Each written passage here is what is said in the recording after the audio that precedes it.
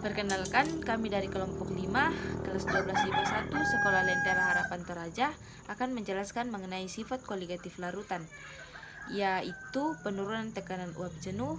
Kemudian topik yang kami ambil yaitu kadar garam di laut mati. Perkenalkan, nama saya Versti Clara Banelabi. Sifat koligatif larutan adalah sifat fisika larutan yang tidak bergantung pada jenis zat terlarut, tetapi bergantung pada jumlah partikel zat terlarutnya. Ada 4 macam sifat koligatif larutan. Ada penurunan tekanan uap jenuh, penurunan titik beku, kenaikan titik didih, dan tekanan osmotik. Penurunan tekanan uap jenuh jika zat terlarut bersifat non-volatil atau tidak mudah menguap, berarti tekanan uapnya tidak dapat terukur. Tekanan uap dari larutan akan selalu lebih. Kemudian, rendah dari tekanan uap pelarut murni yang volatil. Secara ideal, tekanan uap dari pelarut volatil di atas larutan yang mengandung zat terlarut non-volatil berbanding lurus terhadap konsentrasi pelarut dalam larutan. Perkenalkan, nama saya Haryo Nugroho Putra Totanan dari kelas 12 IPA 1. Kali ini saya akan menjelaskan tentang konsep penting yang ditemukan berdasarkan hasil percobaan.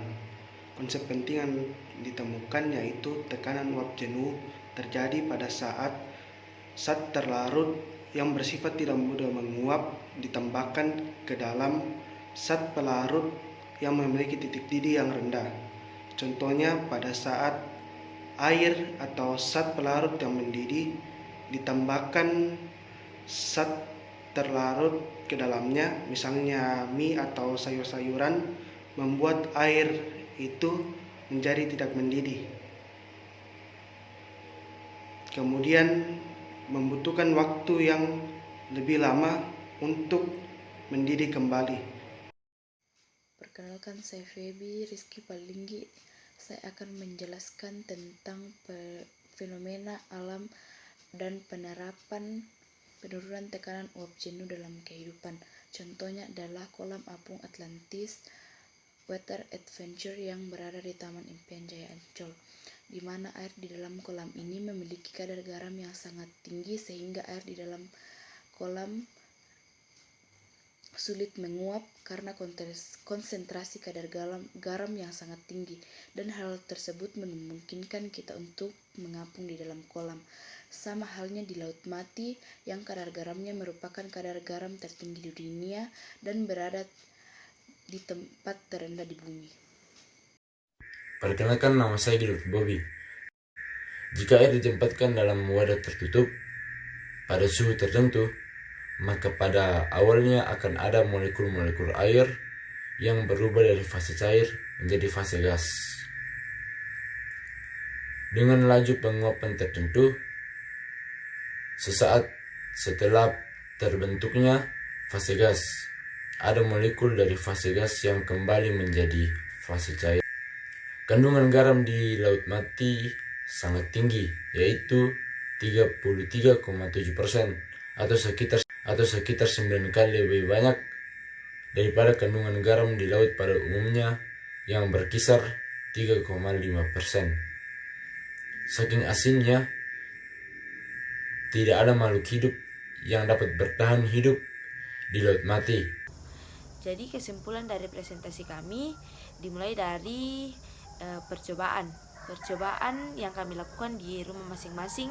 Kami memasukkan 2 bahan yang berbeda. Yang pertama, ada yang memasukkan mie dan juga ada yang memasukkan sayuran. Dari hasil percobaan tersebut didapatkan perbedaan saat air menguap belum dimasukkan bahan dan setelah dimasukkan bahan. Air yang menguap lalu dimasukkan bahan itu menguap kembali dalam waktu yang cukup lama, dan saat air menguap belum dimasukkan bahan itu cepat.